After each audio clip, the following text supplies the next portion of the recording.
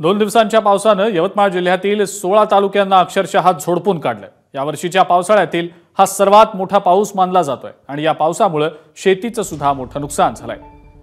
8 ते 10 हजार हेक्टरवरच्या शेतीचं नुकसान झाल्यानं पोळा सणाच्या दिवशी शेतकऱ्यांच्या डोळ्यामध्ये पाणी आलंय।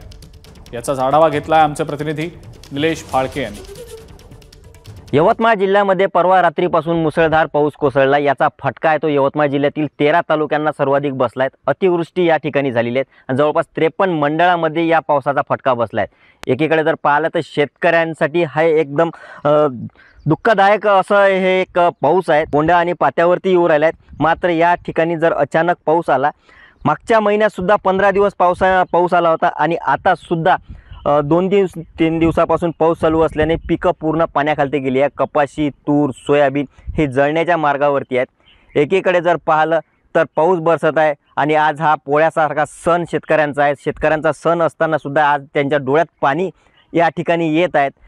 शेताची जर परिस्थिती पाहिली तर जिल्ह्यामध्ये शासनाच्या अंदाजानुसार 4.5 ते 5 हजार हेक्टरचा प्राथमिक अंदाजाचा नुकसान आहे। मात्र याची आकडेवारी जर पाहिली, वास्तवात जर पाहिलं तर 8 ते 10 हजार हेक्टरपेक्षा जास्त नुकसान या ठिकाणी झालेलं आहे। हे शेतपीक आहेत। या शेतपिकांना याचा सर्वाधिक फटका जो आहे तो बसलेला आहे। त्यामुळे शेतकऱ्यांच्या पोळा या सणाच्या दिवशी डोळ्यात पाणी आलेलं आहे आणि त्यामुळे शासनाने कुठेतरी याचे तातडीने पंचनामे करून सर्वेक्षण करून नुकसान भरपाई द्यावी अशी मागणी आता शेतकऱ्यांकडून होत आहे।